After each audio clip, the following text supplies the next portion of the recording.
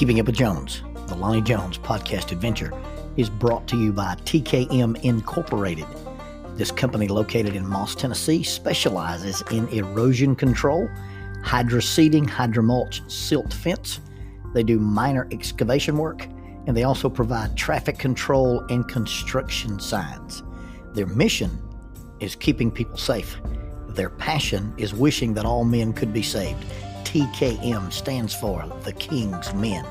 If you'd like to contact The King's Men, you can contact them at 931-243-3958, 931-243-3958, or you may email them at tkminc2001@twlakes.net. That is tkminc2001@twlakes.net. The King's Men, in partnership with Keeping Up with Jones, the Lonnie Jones podcast adventure.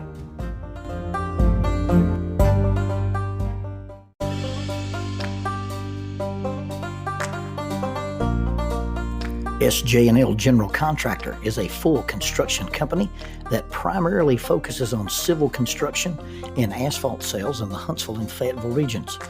Services they provide include, but are not limited to, road construction, asphalt material, underground utilities, site work, and demolition. They employ heavy equipment operators, concrete finishers, pipe layers, and CDL dump truck drivers. If you would like for this company to work for you on your project, or if you'd like to work for them as an employee of this family-owned business, you can contact them at 931-433-4660. That is 931-433-4660, or 3W's and a dot, sjnl.com. That's www.sjnl.com. SJ&L General Contractor is a sponsor of Keeping Up with Jones, the Lonnie Jones podcast adventure.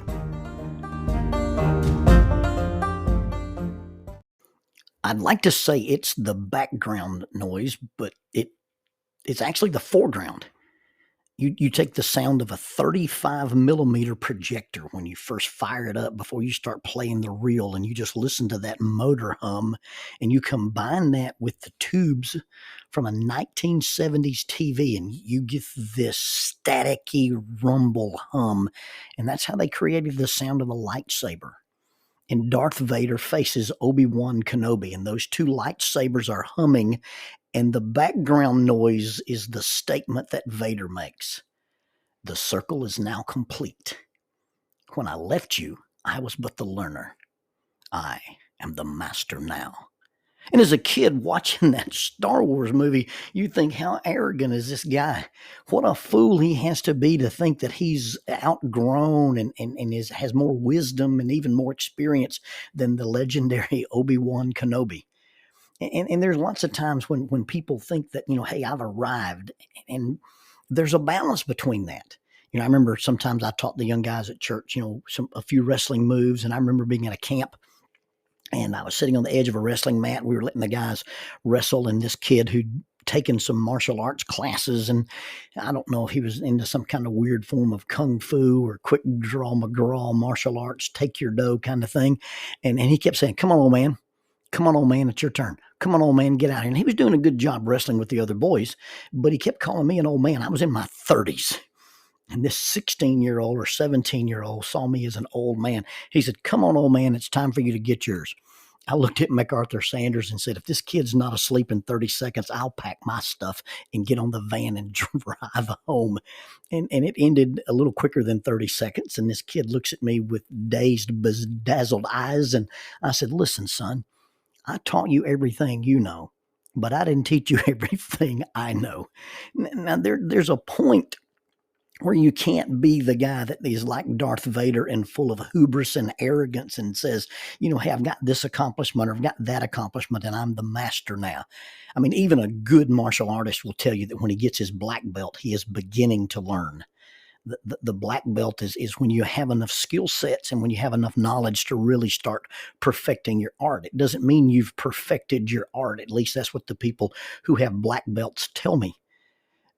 But the opposite side of that is when are we enough? When is it okay to say, hey, I'm adequate? When is it okay to say, I'm complete?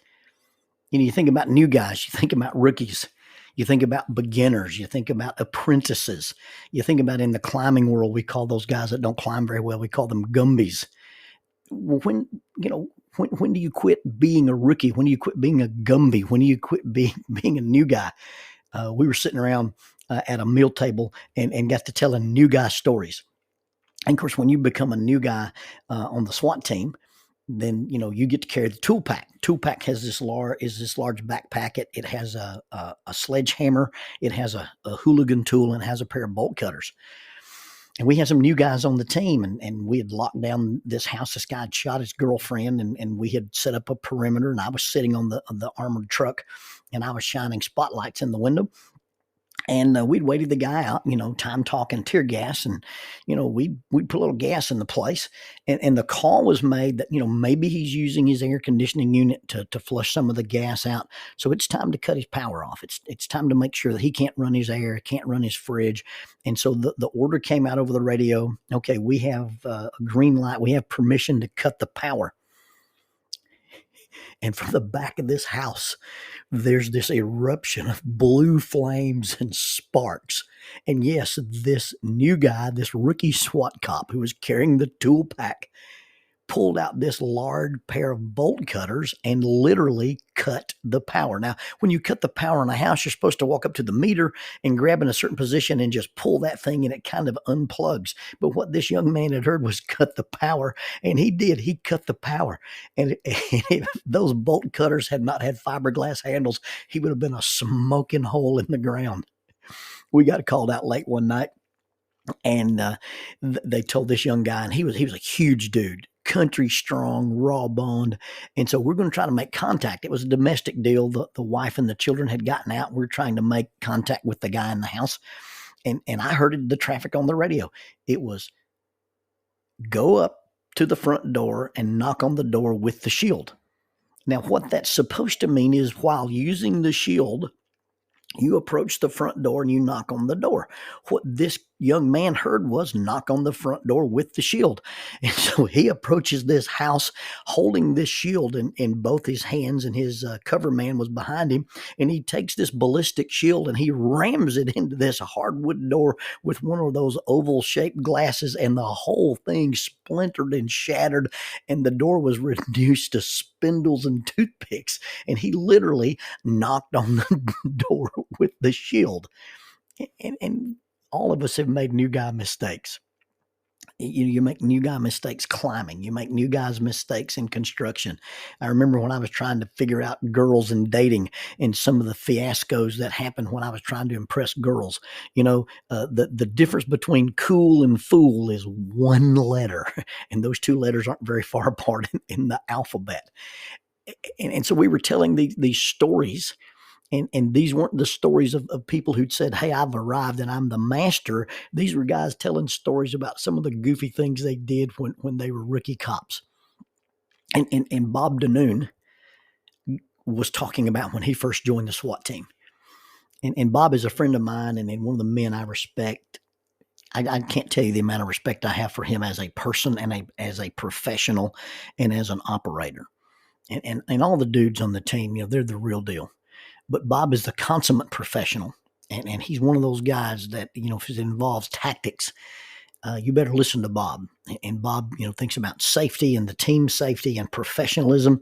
And I don't know how many times, he'll be at training and there'll be guys that we're teaching how to clear buildings, and Bob will go, hey, I'm still not very good at this. No, Bob's excellent at this, but he's humble enough to say he still has to practice and he still has to learn.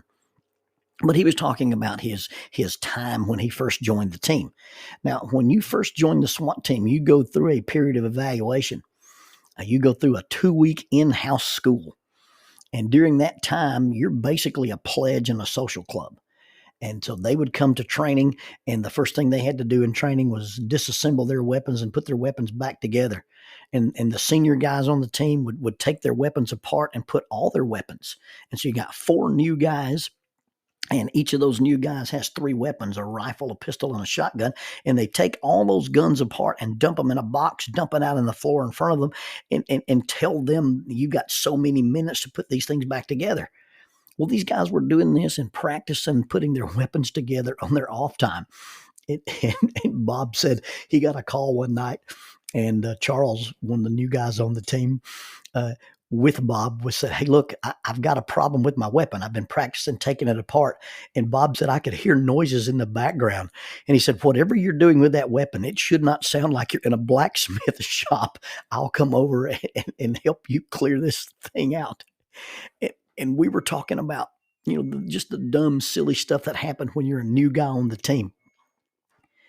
And then Bob began to say, "But we were on the team, and we were on the team for 2 years.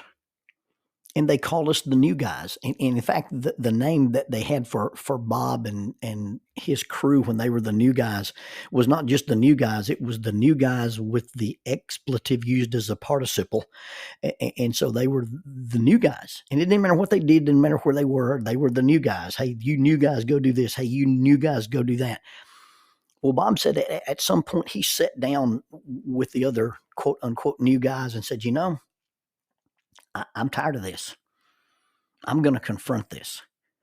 We've made entries. We've served warrants. We've been in gunfights. And I'm not going to be called the new guy anymore. Now, they may whip me. I may have to fight everybody. They may kick me off the team, but they're not going to call me the new guy anymore. And Bob made a stand and had a meeting with the senior guys and said, we've earned the right to be SWAT cops, not the new guys. And that story struck me when Bob told it. And not just from the standpoint of the funny way Bob told it, but the idea that at what point do you get to look at yourself and admit that you might be adequate? At what point do you get to get rid of the self-doubt? And I'd never even heard this term before. Just a couple of months ago, a guy asked me, "How do you deal with imposter syndrome?"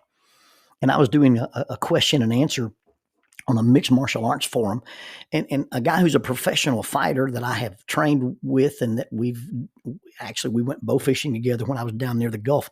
This guy writes and says, how do you get past the idea that I'm really not doing what I'm doing? I don't deserve to be in the cage. I don't deserve to be a professional fighter. I don't deserve to have this title. At what point is it okay to say, what, I'm not the new guy? And I've served a warrant, and I've been through doors, and I've been in a gunfight, and you can't call me the new guy. I've struggled with that some about being a runner. Now, my wife has a master's degree in kinesiology, and she would sit down with me and say, "Now, Jones, you realize there are two kinds of builds. There's a power build and a runner's build. You need to stand in front of the mirror and ask yourself, what do you look like?" And she said, "Now, you can fight your natural build and try to be a runner, but that's going to be a counterintuitive battle. And it's harder work for you to be a runner than it is for you to be a lifter. It's harder work for you to be a runner than for you just to do body weight and push-ups and pull-ups and things, because you're naturally built for one of those, and the others you're not built for." But I started trying to be a runner. I started trying to jog as part of my work as a chaplain with a SWAT team. And I would show up for training, and I would jog with those guys, and they'd run me in the ground. And now I do understand that running is very mental.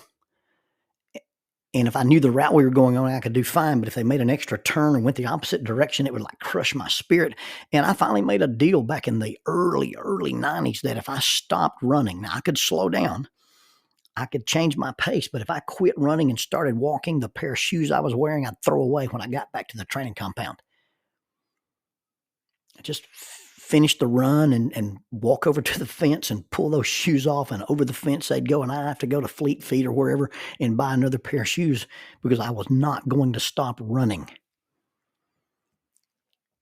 But I never felt like a runner. And since my last surgery, I've been on a 12-week program to try to get back in shape and to try to do some things. I've been getting up at 5, 3 days a week, and going out and going for a little jog. And I never really considered myself a runner, but I was out there on the running trail, and I was going one direction, and I ran into a bunch of guys going the other direction, and they nodded at me, and one guy said, "Good job." And I didn't know who he was talking to. I mean, why am I doing a good job? I'm not a runner. Well, what were you doing at 5:30 this morning? Well, I was I was running. Then I must be a runner. And I didn't say I was a fast runner. I didn't say I was an elite runner. I didn't say I was an accomplished runner. But you know what? I was out there before the sun came up, and I was running. I did the same thing for years as a climber. And I've been a hobbyist climber for a long, long time. And you can top rope, which is your anchors at the top, and you climb from the bottom towards your anchor, and you don't have a dynamic fall. You can do sport climbing, which is you've got pre-made anchors hammered into the wall, and you just clip to those anchors for safety. Or you can do traditional or trad climbing, where as you climb, you place your gear into the wall. And I've done all three styles of climbing, but I never considered myself, a climber. I never considered myself a good climber. I remember when Yellow Bluff was opened way, way back in the late 80s, early 90s. The guy that owned it had these signs that said, Class 4 top rope only, no overnight, don't damage the trees, climbing only on weekends. Well, I drove over there, and I had to be with somebody because I don't solo climb. But I remember climbing on Yellow Bluff, and this is in the days when you could top out. The property is now a subdivision, and the cliff face is owned by the Southeast Climbers Coalition or the Access Fund, and you're not allowed to get out at the top. You've got to hook your rope into anchors and be lowered down. But in those days, you had access to the top. You parked at the top and walked in, rappelled off, and then did all your climbing. And so I was over there climbing one day, and I topped out on this route, and I mantled over, and when I got on top of the rock, there's this big dude standing there, big red beard, and he had his hands on his hips, and he says, "Can't you read?" I said, "Yes, sir. I've been literate since about the third grade." He said, "Well, there's a sign that says climbing only on weekends." And I said, "Well, sir, I apologize, but the federal government says this is a 3-day weekend." And it was a Monday holiday, and I was over there climbing. And I said, "I really didn't think that what you meant by weekend was Saturday, Sunday, or Friday, Saturday, Sunday. But the federal government says this is a 3-day weekend." And he scratched his beard, and he said, "I never really thought about it myself either. I guess it's okay. You're not really violating the rules." And then he said, "And by the way, you don't look like those other climbers." Now, what he meant by that is I was wearing Army surplus camouflage pants and a T-shirt with the sleeves cut out, and I wasn't wearing spandex. That's an image you don't need to even have in your mind. Now, what I typically heard in those days was, "You don't look like a climber." But that's not what he said. He said, "You don't look like those other climbers." And I almost corrected him. I said, "You're probably right. I don't look like a climber, but I had just climbed a rock. And whether I'm good at it, or whether I'm as good as those other guys, or whether I'll never be on the cover of Climbing Magazine or in Rock and Ice, for all practical purposes, I am a climber." So when do you get to say, "Hey, that title doesn't apply to me anymore," or "That title does apply to me"? You can't call me the new guy anymore. You can't call me a rookie anymore. You can't say I'm not a climber. You can't say I'm not a runner. Now, I'm not talking about being arrogant. I'm not talking about this hubris and this arrogance and this narcissism that Darth Vader had. But at some point, you do get to say, "I'm not a student anymore. I'm a teacher." I remember there's a phrase in the Bible that talks about Moses. And it says, "When he became of age." And I think that has nothing to do with his actual chronological age, but his maturity. It said when he became of age, he refused to be called the son of Pharaoh's daughter. Moses said, "There's a title you can't use on me. You can't call me her son anymore, because that's not who I am." Now, I grew up in her house. I grew up in the palace, but I chose to have my identity identified with I'm a child of Israel. And Moses refused to be called the son of Pharaoh's daughter. And at some point, I think it's okay for us to accept the fact that we have been sinners. We have been failures. We have at times acted worthless. We have been inadequate, and we have been unlovable. But really, I refuse to let that be my title anymore. You can refuse and say, I'm no longer gonna identify. We hear a lot of people talk about how they identify. Well, this is a time when you get to say, I'm not gonna identify anymore as a sinner or a failure or worthless or inadequate or unlovable. Well, how can you justify walking away from that title? How can you justify? Well, God makes all those titles false. God makes all those titles meaningless. You see, God takes people who were sinners and makes us forgiven. God takes our failures and lets us grow past them. God gives us value and worth because he values us. God is sufficient to give us our competency so we don't have to be inadequate. And it doesn't matter who else doesn't love you. The fact that God loves you makes you lovable. Sinner, failure, worthless, inadequate, unlovable. God makes all those titles false and all those titles meaningless. And it really has very little to do with what people call you. But really, it boils down to what do you answer to?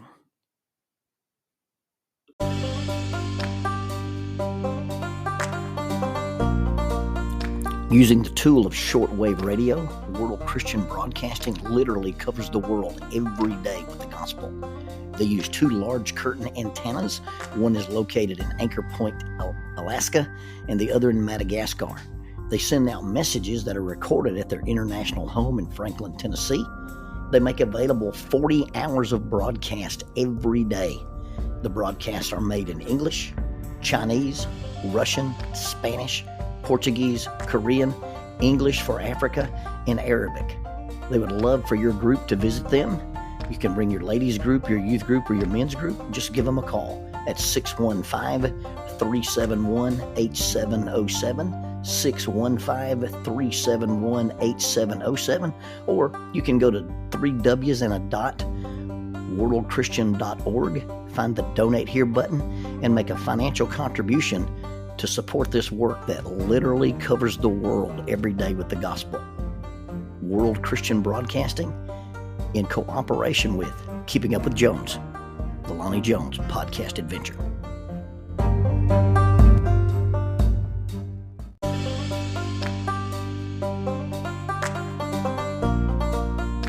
Keeping Up with Jones, the Lonnie Jones podcast adventure.